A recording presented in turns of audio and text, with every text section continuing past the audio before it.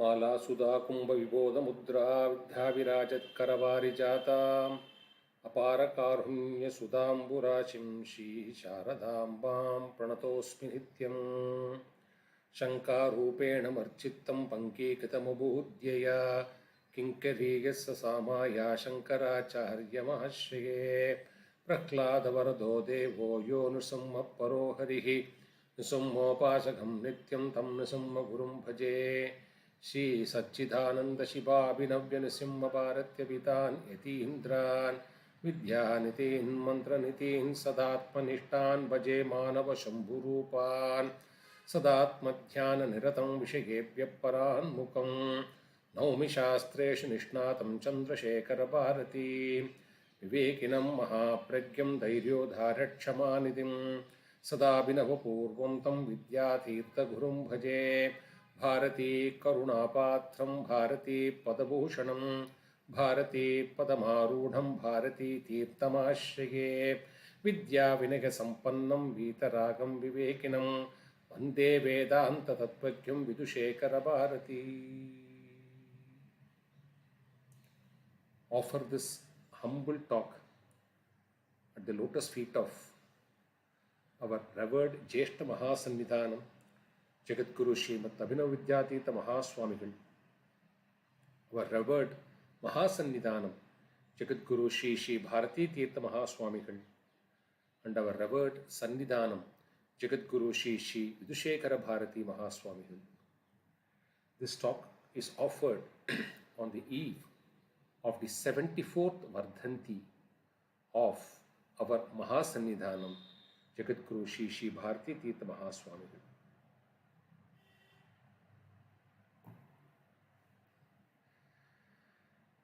Dear Shishyas, Astikas, and well-wishers, and young minds and friends, it's one more blessed opportunity for the speaker and the Shishya of this mutt to discuss and speak on the eve of the 74th Vardhanti Dinam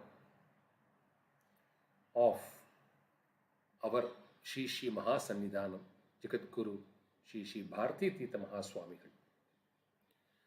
And this also happens to be the Swarna Bharati year, the 50th year of Sannyasa Svikara and Shishya Svikara of our Mahasannidhanam.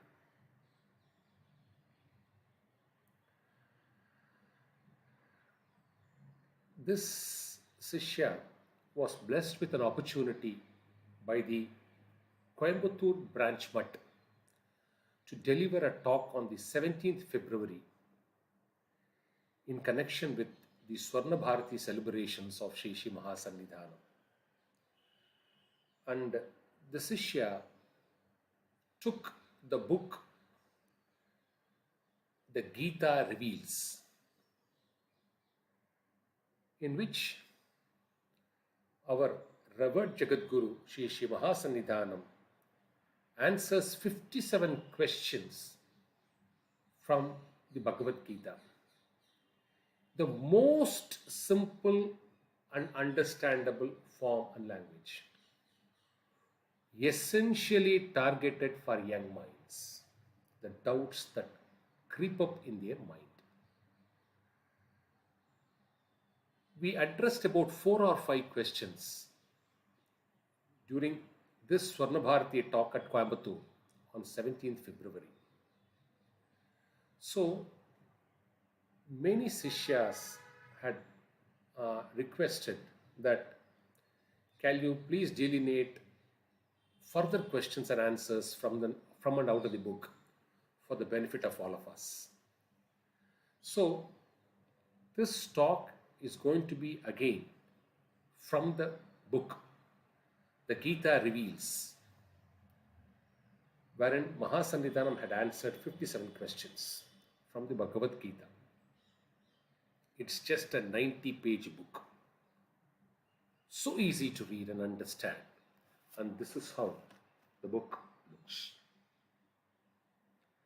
So, when you visit Sringeri the next time, ensure you have a copy of this text, which will be a guiding tool, a reference at every point of time in our lives. It will come with us and travel with us and guide us.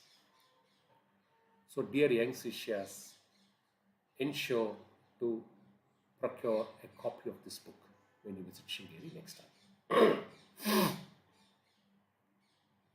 We will try to discuss three broad aspects through this talk. It's a humble attempt, and we place it at the lotus feet of Acharyas.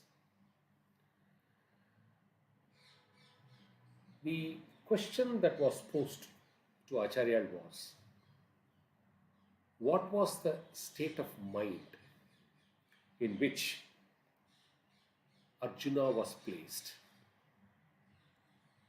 and why that state of mind arose, and what was Bhagavan Shri Krishna's help or assistance or answer in guiding Arjuna from that state of mind.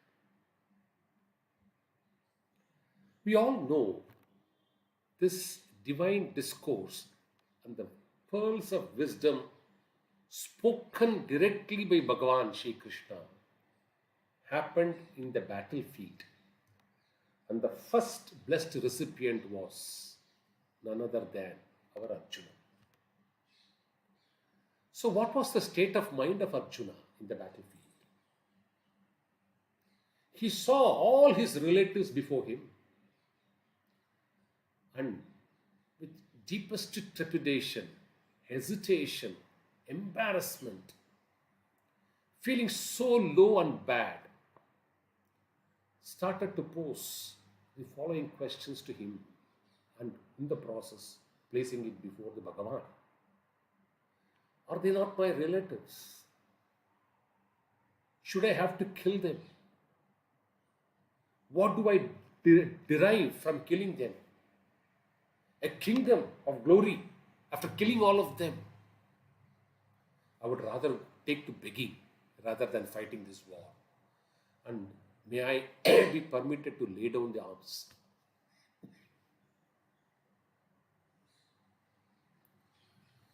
So, the basic state of Arjuna was,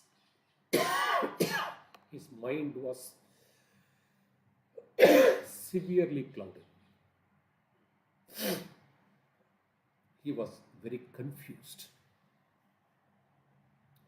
And he was in no mood to perform his ordained duty of engaging in a war for the sake of Dharma. This was his state of mind. So, Acharya proceeds to answer.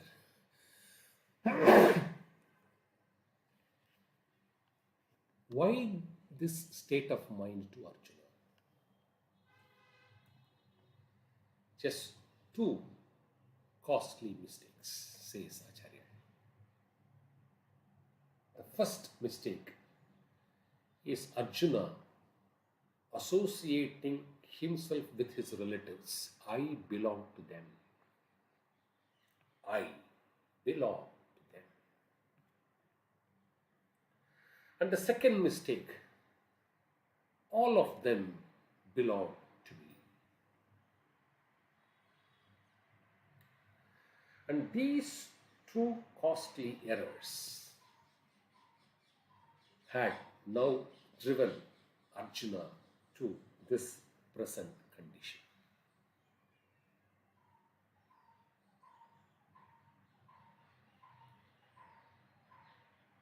And Acharya proceeds to convey, look here, this is not just the state of mind of Arjuna.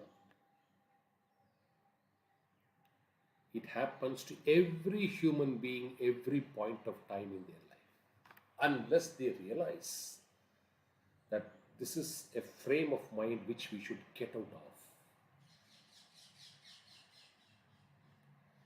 So, the bottom line is, all of us keep clinging.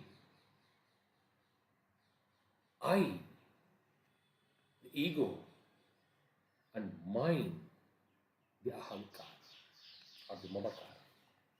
I, the ahankara, and mine, the mamakara. To whatever we do in life. And therefore, Acharya says, you are bound to commit mistakes in your life. Your decisions need not be correct. The path you pursue need not be correct. And therefore, the result and outcome need not be correct.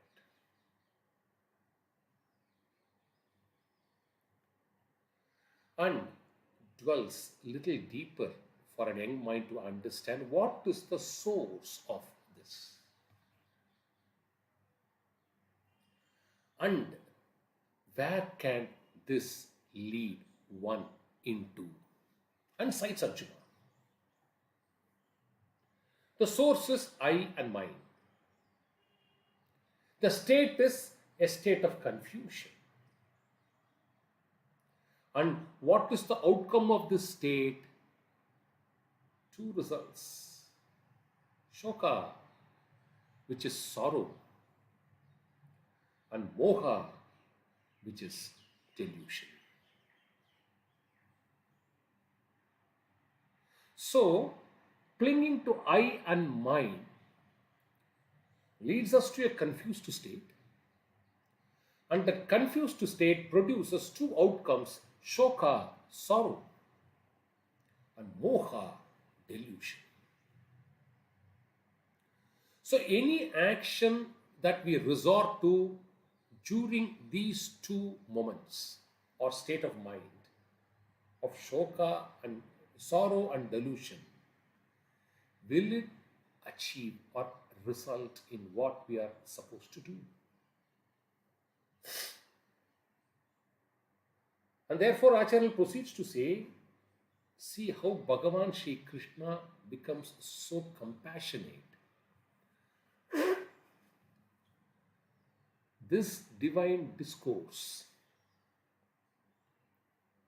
was not meant only for Arjuna.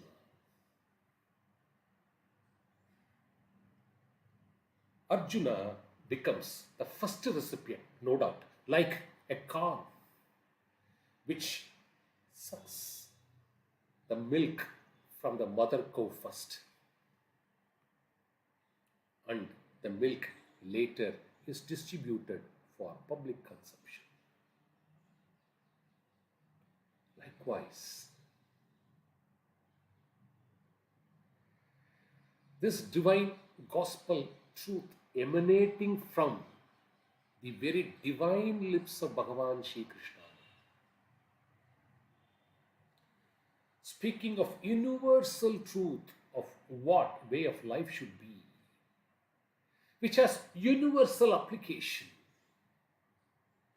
is directed against the universe for the benefit and welfare of every human being born and one who has to sustain their livelihood here. The way of life. Bhagavad Gita preaches you the way of life. Because all of us are attached to I and mine, and therefore all of us will get into the state of sorrow and delusion, and all of us will start prescribing our own philosophies to our actions which we perform. And since these divine words were communicated through Arjuna to the whole world, Bhagavan Shri Krishna became the first preceptor to be called as Jagadguru. Vasudeva Sutandevam Kamsa Chanuramardhanam Devaki Paramanandam Krishnam Vande Jagadguru. He becomes a Loka Guru, he becomes a Jagat Guru, he becomes a Guru for the universe. And after 5,000 years, the same title was conferred on our Jagat Guru, Bhagavad Padal Shankara. Shankara Bhagavad Padal was the next after Bhagavan Sri Krishna and after 5,000 years to be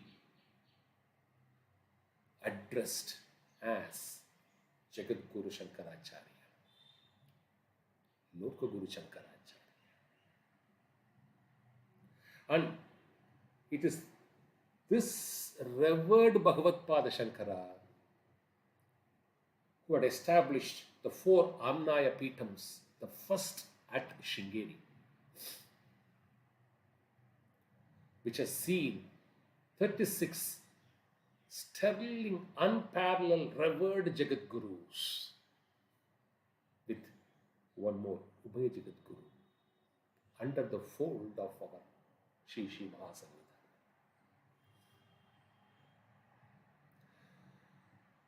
This title and tradition of being addressed as Jagat Guru is traceable to Bhagavad Pada Shankara and the Guru Parampara, the unbroken lineage of Avichinna Guru Parampara of Jagat Gurus, is how our Acharyas are addressed from time to time, period to period, century to century. It is the present Jagat Guru, Shri Shri Mahasannidhanam Jagat Guru Shri Shri Bharati Tita Mahaswamigal's 74th Vardhanti. Mahotsavam is to take place on 14th April. Who is no different from Bhagavad Pada Shankara. And Bhagavad Pada Shankara was no different from Bhagavan Shri Krishna. And what was preached, discoursed as Bhagavad Gita, and besides the 10 major Upanishad text, besides the Brahma Sutra Bhashya, all these 3 commentaries were written by Bhagavad Pada Shankara. And therefore Acharya says in the first chapter of this 90-page book, it's not enough if a young mind or an aspirant shows interest in knowing Bhagavad Gita. He must read the right text and the right commentary to know what Bhagavan actually discoursed. And therefore the commentary of Bhagavad Pada Shankara, Jagat Guru Bhagavad Pada Shankara, and the Parampara, the Sringeri order, which goes by this teaching and discourse, is followed even today. And out of sheer compassion, in 90 pages, Shri Shri Mahasannidhanam, who is considered to be Pandita Raja Guru by Vidvans, by Pandits, who had handled decades of Vidvat Sadas, climbing down to reach out a young mind, has addressed this in 90 pages. And this is the introductory chapter of Acharya's speech. Moving forward, let's understand how Acharya prescribes the discourse of Bhagavan Sri Krishna to Arjuna on what is devotion and faith, which is chapter 5 of this book, seeks to say. Bhagavan Sri Krishna says, Arjuna, 4 types of devotees come to me. The one who undergoes pain, inflictions and suffering, and who wants to get out of it. Come to me and pray to me. And out of compassion, I guide them, bless them, and give them what they deserve as per their karmas. So that is one set of devotees who suffer pain and come to me with prayers. There are a second set of devotees who come to me to only acquire material wealth, happiness, and prosperity. And I bless them for their well-being. There is a third set of devotees who come to me trying to understand and acquire knowledge about me. Who is this God? Who is this Bhagavan Shri Krishna?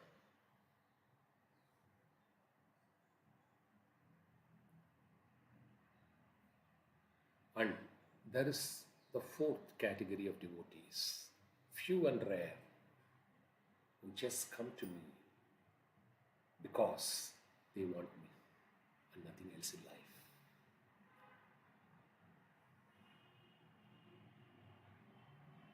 Dear Shishyas, all of us are blessed in one way or the other because we will fall under any one of the four.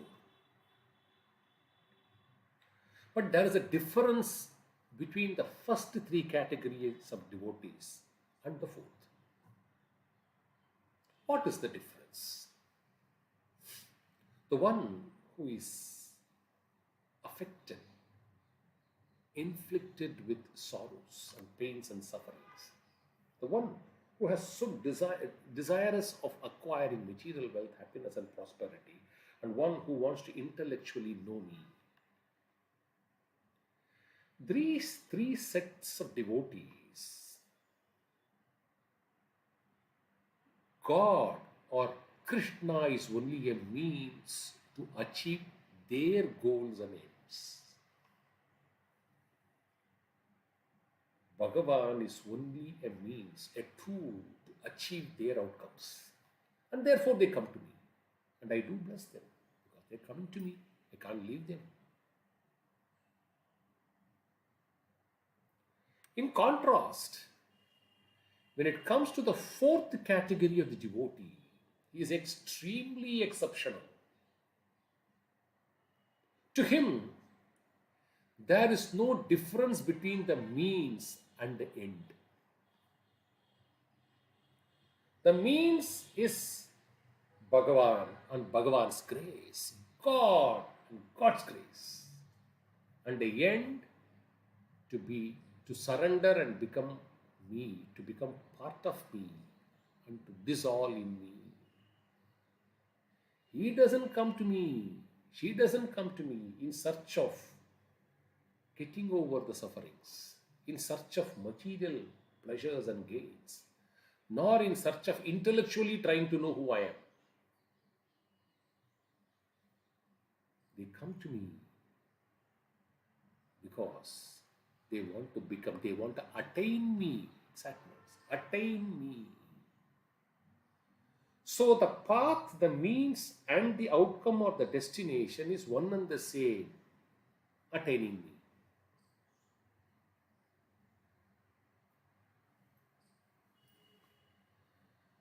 So, for the first three, I am the means. For the last one, Bhagavan is both the means and the ends. And dear Sishyas, young Sishyas, we are celebrating the 74th Vardhanti of our Acharya, Shri Shri Mahasannidhanam, who is capable of giving what we aspire in the fourth. He is a Jivan Mukta, ready to make his Sishyas so. So, attaining Acharya is attaining God. So, there is no difference between God and Guru. So, any aspirant, any Sishya of the Mat who belongs to the fourth category is indeed one of the rarest Sishyas of Acharya.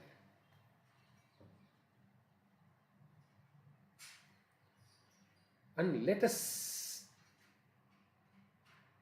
at least aspire, wish, desire, hope, try to move from the first three into the fourth segment. Any small baby steps today and from today would be the biggest seva we can offer to our Acharya.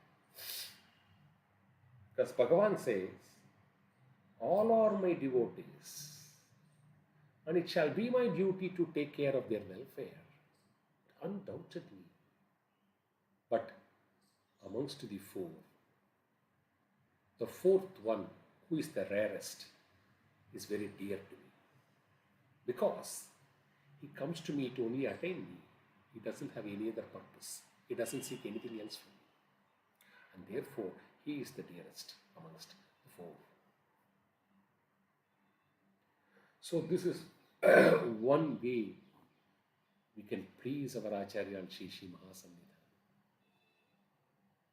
Let's attempt whatever little is possible through a few baby steps in this direction.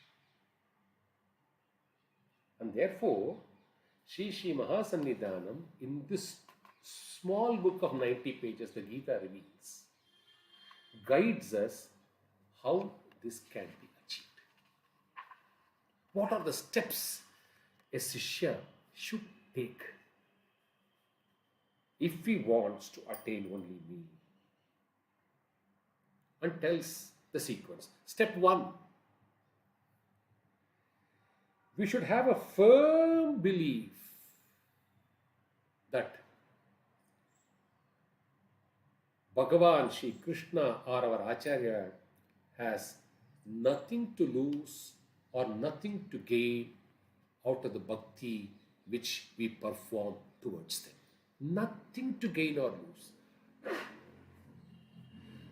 The firmness, this firmness is the first elementary requirement to move into the fourth stage, to move into the category of the fourth devotee, fourth set of devotees, the rarest, the purest, and the dearest. Acharya has nothing to lose or gain out of us by we showing bhakti towards our Acharya.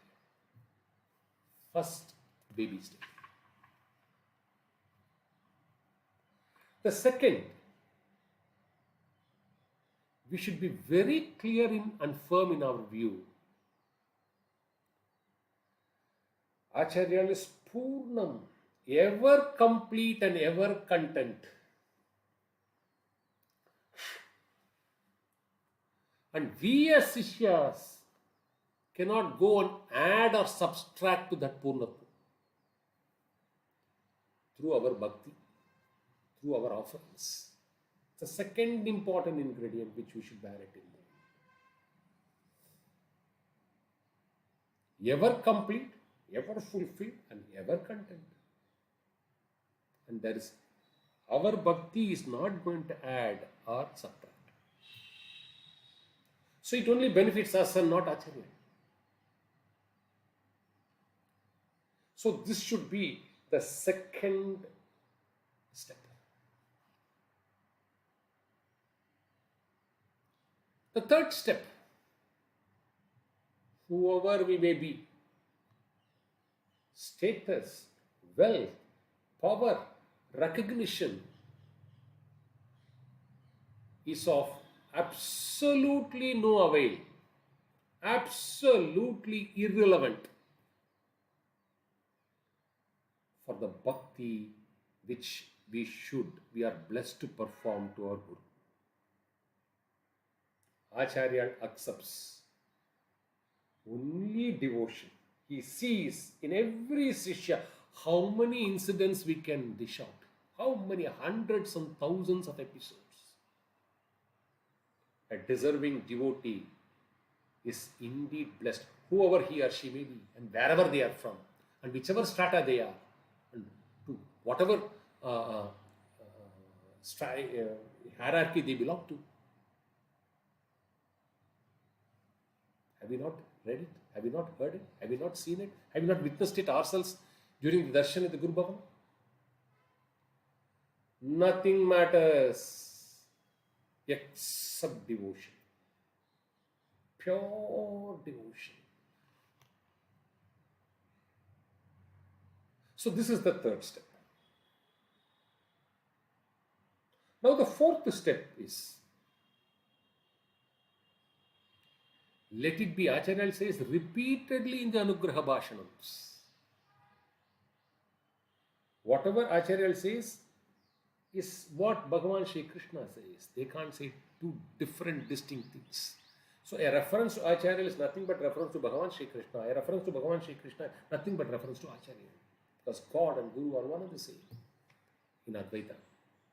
There is no difference. Now the fourth step, which is paramount, which is of paramount importance, which Acharya has repeatedly said in the Anugraha Bhashanams and also repeatedly reiterated by Shri Sannidhanam, is, it's not a question of how long you pray and remain devoted. It can even be 10 minutes a day. Is your mind yoked towards me? Let it be even 10 minutes. It's enough. Adequate in 24 hours of our time. Is your mind yoked towards me? Ask that question every day. Does your mind want to attain me? 10 pure minutes. Don't want a minute more. Those 10 minutes, do you wish and aspire, I should attain my Guru and the lotus feet of my Guru? This is the fourth requirement. Fifth, we should be very clear. Bhagavan Shri Krishna or our Acharya do not hate somebody or do not extend somebody to be or claim somebody to be very dearer to them.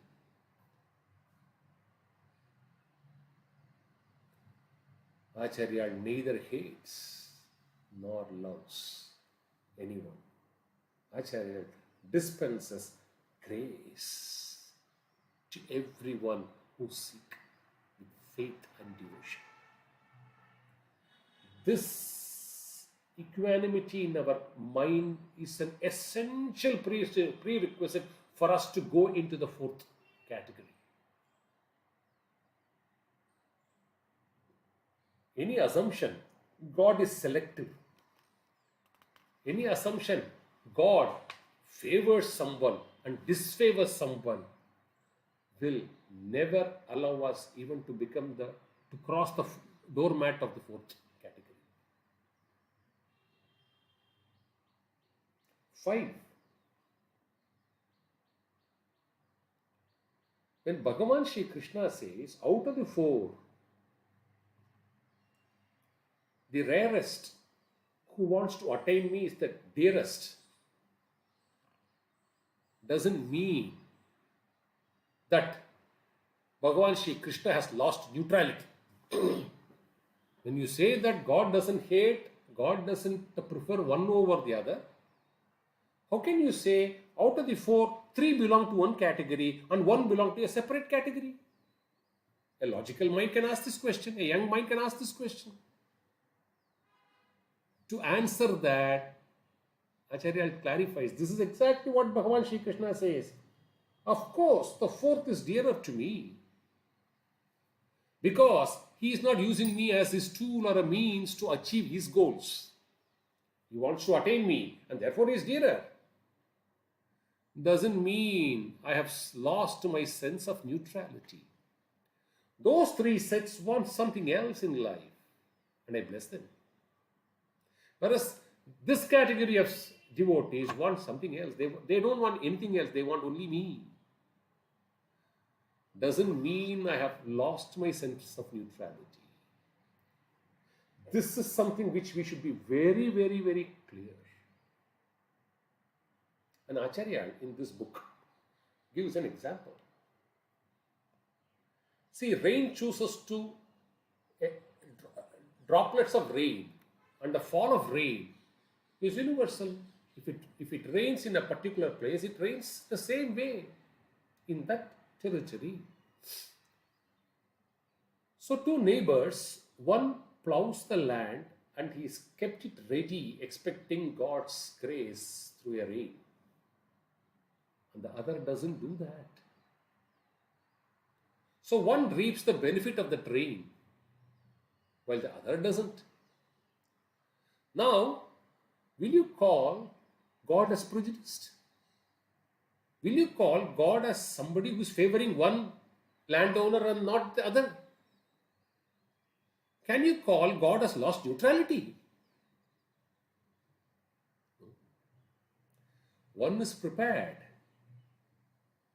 the other one is unprepared.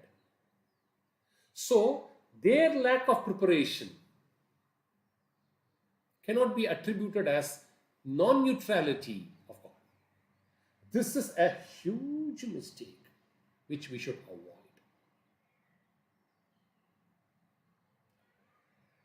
Sixth step.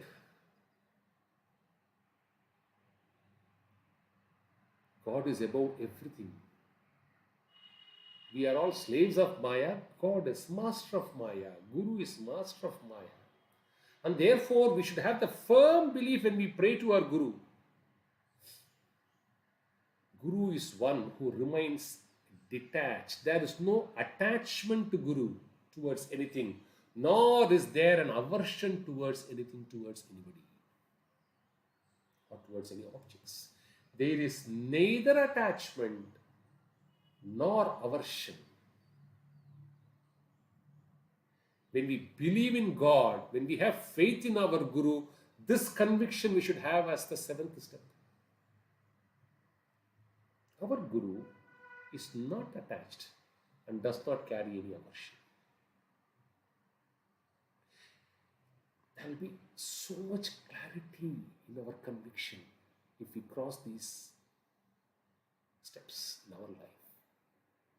With the guidance and blessings of Shri Shri Mahasannidhanam, which we go promptly to receive every time, which we hear through the Anugraha Bhashanas. The eighth step is slightly more intense. Therefore, Bhagavan Shri Krishna clarifies it. Don't think. You should be very clear. God is neither partial, sense of neutrality, nor cruel. When somebody undergoes a suffering, don't we say how unkind God has been, how cruel God has been towards that person. Each one is reaping their own fruits of joys or sorrows or gains or losses.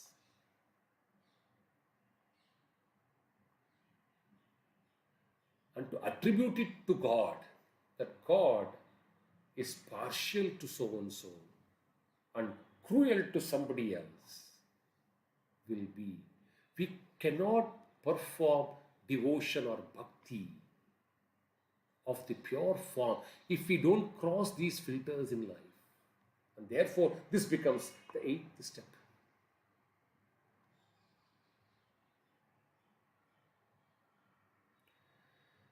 And if one is able to cross across these 8 steps, be sure from our Acharya, be sure, rest assured, you will start migrating from the first 3 buckets, using God or our Acharya as a means to achieve an end and migrate to the 4th bucket. Nothing but we want our Acharya. We want to be attained at the lotus feet of our Acharya. Whatever happens around us, our sense of neutrality should not go. Our sense of belonging and attachment to Acharya should not go.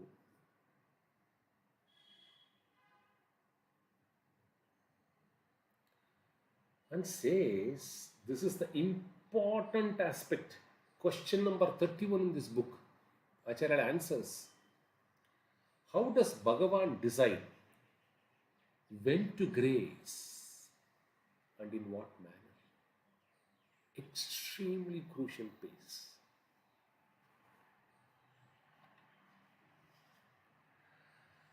And cites the story from the Mahabharata. When both Duryodhana and Arjuna go to Bhagavan Shri Krishna to seek help, Bhagavan was in his divine rest.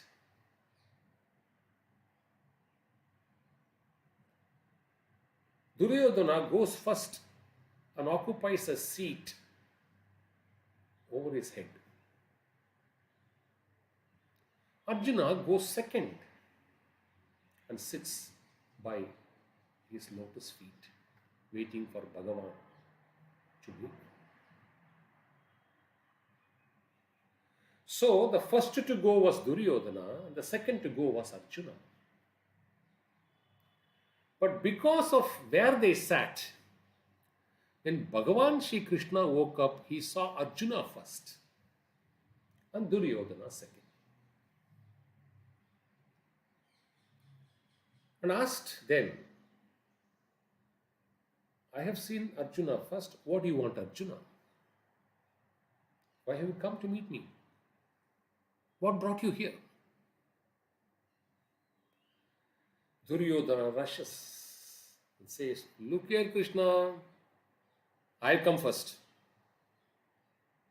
And therefore, you should allow me to ask, I should avail the first opportunity of asking what I need from you for the war. Krishna repeats, look here. It's true that you came first, but you sat behind. He came second, but he sat in front. So, from my perspective, I saw only Arjuna first. And I should therefore grant that privilege to him. Why are you interfering? Duryodhana insisted that he should be heard first.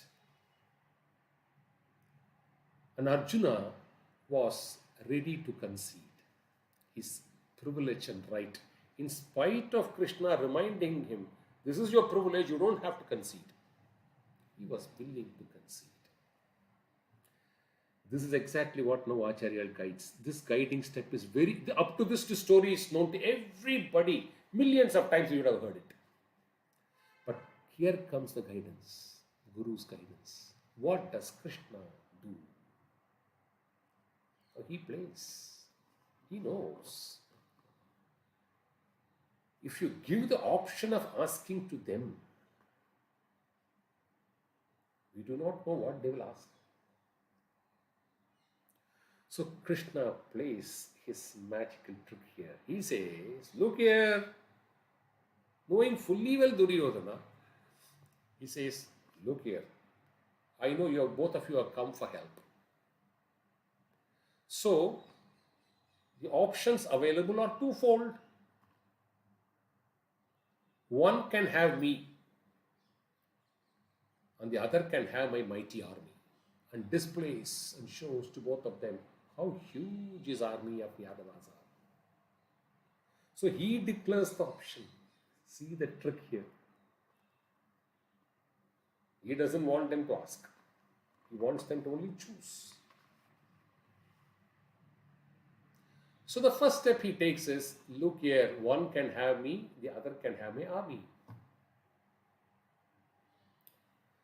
Duryodhana presses the button, says, I want your army. Krishna, granted.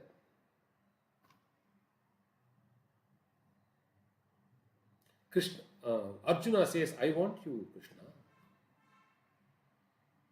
Look here, Arjuna. Before you choose me, let me be very clear. When you choose me, I will be alone. 2. If you choose me, I will not fight the war for you. 3. If you still choose me, I will not take weapons. You will just have me. Arjuna relentlessly pursues, I want you, Krishna, and I don't want your weapons. I don't want you to fight. Just be with me. Granted. Now Acharya says, this is decisive between the first three categories of devotees and the fourth category. Duryodhana wants the material means from me and thinks he can produce the outcome which he aspires. So he chose only my army. Whereas Arjuna, knowing fully well I am not going to fight, I am not going to choose weapons to fight, wanted one and only me and not my means. He said, you be with me, Krishna. I will win. I want only you. I don't want anything else. Nothing of your belongings. I only want you. This brings the difference between the first three category and the fourth category. Knowing the mind, Krishna plays this magical trick of giving the options. Knowing fully Duryodhana's mind that he will opt for the army, but not him. Especially when he says that he is not going to fight nor use weapons. Arjuna still stuck with Krishna, and what happened ultimately? Who won? Is the question.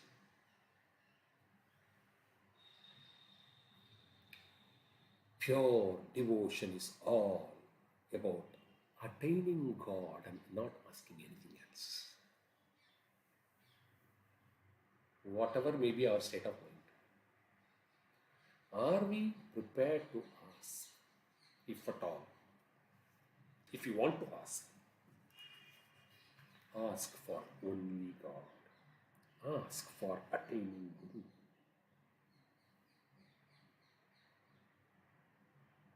And Acharya, in the process of this 90 pages, says, what you should think of God or Guru, he has already put 8 steps. And now says, if you want to migrate into the fourth, slowly, you should also acquire a few noble qualities. Please acquire these noble qualities as prescribed by Bhagavan Shri Krishna in Bhagavad Gita. You don't have to go and choose where are those noble qualities available on earth. It is all available in Bhagavad Gita. And brings out the vital ingredients as to what are those noble qualities one should have in life. Because this will make you selfless. This will make us leave material belongings.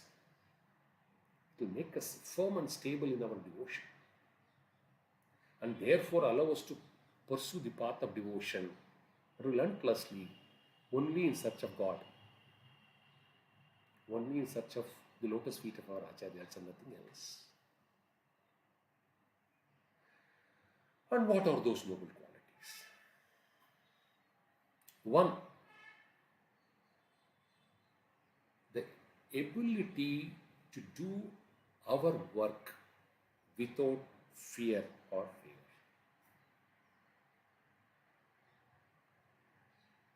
What do you mean by fear or favor? Something which is very practical, something which all of us can do 24/7 in our active work, in whatever work we are engaged into. He says, what you do, because we don't do everything alone. We have to engage ourselves in the society, in a company, in a group of people, colleagues, family, friends, relatives, social groups, work atmosphere. So Acharya says, one of the important noble qualities, people around you should be very clear that you don't exhibit any fear towards them. Nor do you fear anybody. This is very important, equally important. We can't be fearful towards somebody. We should not exhibit any fear. And we should not remain a coward or being meek, remain meek. We should not fear anybody. As long as you are on Satya and Dharma, why should you fear? And what should you fear for? And whom should you fear for? It's a question. This is a very, very important noble quality. For you to think and aspire of only God. Because all these qualities promote you towards that. So the second quality, first is fearlessness. Neither should you fear towards somebody, nor should they fear you. 2, if you are fearless, this will generate an attitude which is very pleasant and affectionate. The actions, see, we can't remain actionless. When we can't remain actionless and we have to perform actions, should not our actions be very pleasant? Should not our actions be very affectionate? It should connect people. They should feel happy to work with us. And we should feel very happy to serve them.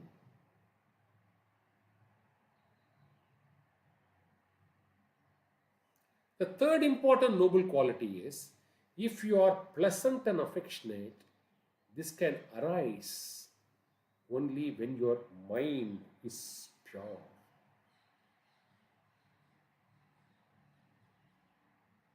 See, you should love human beings from your heart, not from your mind. This is very, very important step when it says purity in mind. Love should come from one's heart and not from the buddhi. Then we become a strategic player. If we love somebody using our buddhi, it is a big sin, says our Dharma. Because you use your buddhi as a ploy, as a tool, and try to deceive a person that you are actually loving and caring him. Very unfortunate, it's a sin. Purity in mind and purity in heart and doing a transaction with that purity will ensure you perform your work without harming or hurting anybody else. See, we can't say we are devoted to God and do all this. We can't inflict harm or injury. That's not our job. Our work profile, our action cannot result in harm or injury to others. You do it with an intention to harm or cause injury to others. So this is a very important third noble quality. See, if you are affectionate, if you are pleasant, if you are pure in mind,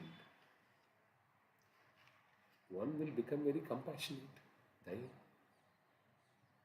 See, compassion will always mean thinking of somebody's misery.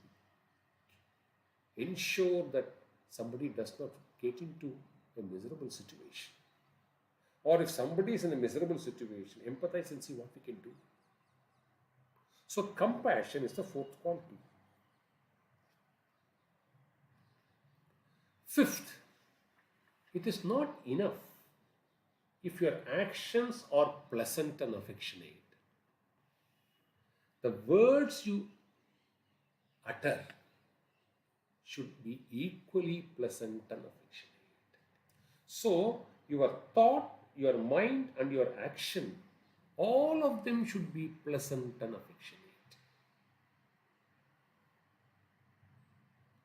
The sixth noble quality, Acharya says, is, look here, there is no need for any one of us to have excessive desires. Now, what do you mean by excessive desires?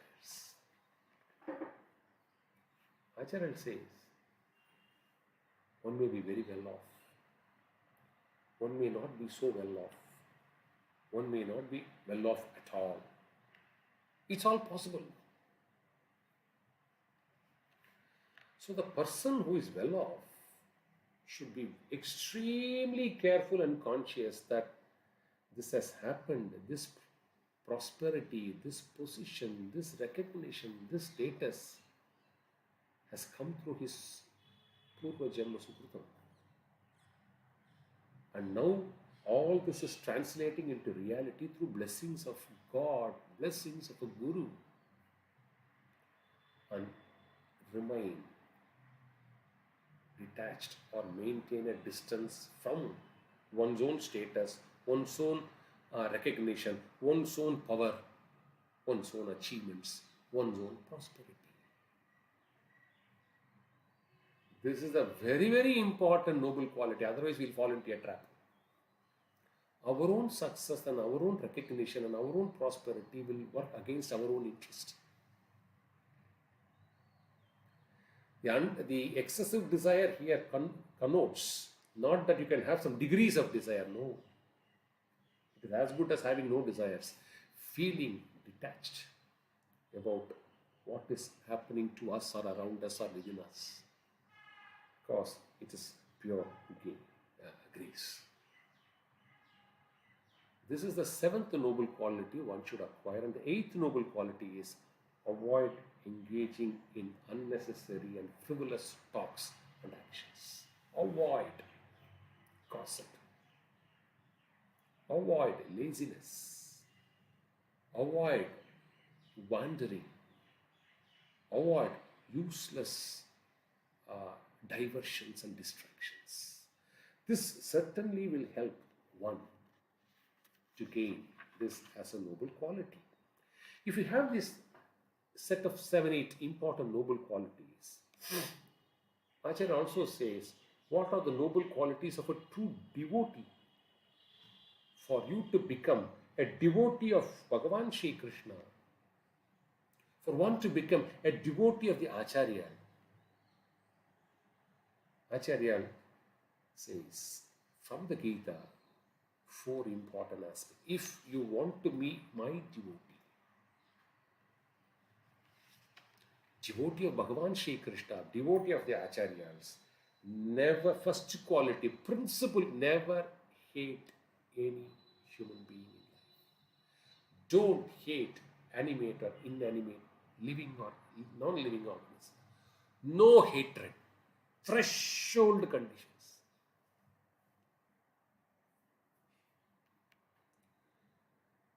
One who has dvesha has no place in my heart. Mahasannidhanam has said it repeatedly. Dvesha bhava will distance him or her from me, will take him or her out of me. So no hatred at any cost. 2, compassion. One, Acharya is an ocean of compassion. Karuna Murti. Avyaja Karuna Murti. One would expect his Shishya to be compassionate. The mind to forgive, the mind to overlook, the mind to remain unmindful, and the mind to understand the misery of the other person. No hatred, abundant compassion, second quality. 3, as much as we are able to reduce, we all started with the principal lesson. What was the principal lesson? Why Arjuna went into the cloud of confusion? Because he said, I belong to them and they all belong to me. So I, shoka, the sorrow or the ego, and mine, the mamakara, ahankara, I and mamakara, mine.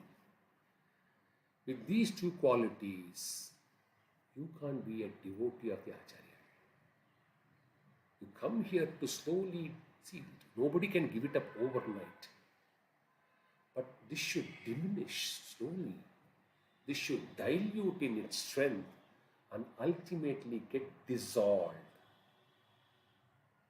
A true devotee will be blessed by Acharya in his lifetime. Ask the Sishyas from where to where they have gone and transformed. How many episodes do we need to share? So the transformation of erasing of ahankara, I, and mamakara, mine, had happened during the periods of every Jagat Guru of this Pita. And therefore, that is one of the richly qualities a devotee should have. And Acharya says, one who does not hate, one who has compassion, and one's ahankara and mamakara is in the decline, will naturally get the fourth quality as my true devotee. He will be in a state of equanimity always. Neither joy will please him, nor sorrow will deplete him. Neither losses or gains will showcase him in a different state. So, loss or gain, joy or sorrow, the mind will remain in equanimity. No hatred, abundant compassion, reduction, dilution, diminishing and dissolving, the process of getting dissolved, ahankara and mamakara, and above all, the richness of remaining with equanimity.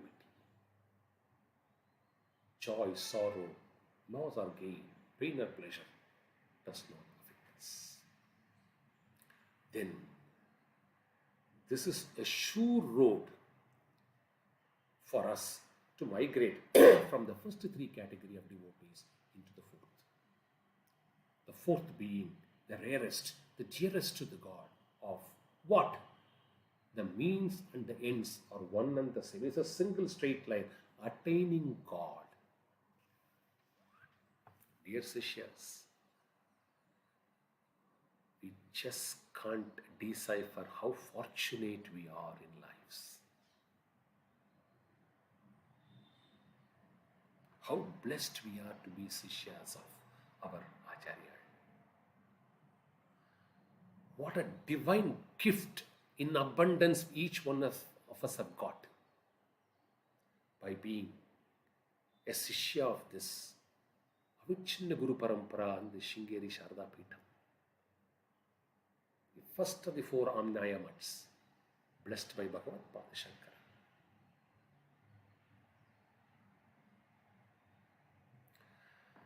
Every Jagat Guru is capable of giving this to us. At every point of time without asking. They are seated in that throne of transcendental wisdom to dispel ignorance and infuse knowledge. We are not sure what, how and where we will be born next time. 74 years of our Mahasamidhanam's life has been only enlightening Sishyas in Sanatana Dharma. Glorious 74 years. With nothing else as his life pursuit. And he has created a Shishya who is himself in every sense of the term. And he has moved into reclusion.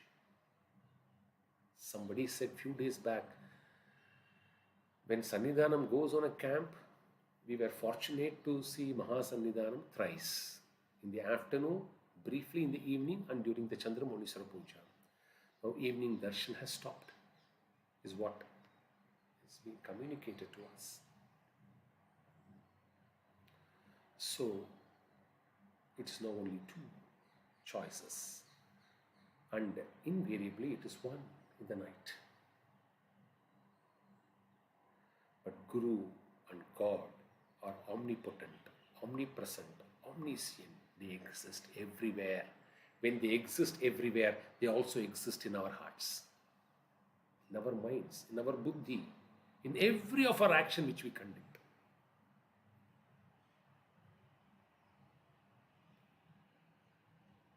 Let us dedicate what best is possible with a firm commitment that between now and the next year, which is going to be the 75th year, glorious year of our Shri Shri Mahasannidhanam,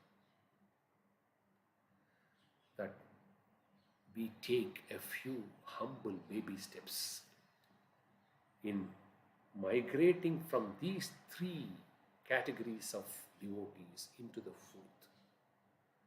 Let's aspire and let's pray that all we want in our lives is nothing but the lotus feet of our acharyas. Thank once again our Shringeri Guru Bandhava channel and Shardaji and Swaminathan especially for giving this privilege to speak year on year on the eve of the Vardhanti of our Shri Shri Mahasannidhanam and Shri Shri Sannidhanam too. Thank all the Sishyas for this golden opportunity. Let our Guru Bandhus stay together, be united, benefit each other and work towards our very best and serve with commitment the cause of Sanatana Dharma, which alone will please our Shri Shri Mahasannidhanam. Let's all of us together pray for the bountiful grace and knowledge and wisdom of the unblemished truth which emits without effort as effulgence. And may Sadbuddhi, may good qualities, may noble aspirations transform us into true devotees, devoted at the lotus feet of our acharyas. Offer this humble talk at the lotus feet of Jyeshta Mahasannidhanam Jagadguru Srimad Abhinava Vidyatita Mahaswamigal. Shri Shri Sannidhanam Mahasannidhanam Jagadguru Shri Shri Bharati Tita Mahaswamigal and Shri Shri Sannidhanam Jagadguru Shri Shri Vidushekara Bharati Swami Mahaswamigal. Sadashiva Samarambam Shankaracharya Madhyamam Aspat Acharya Paryantam Vande Guru Parampara.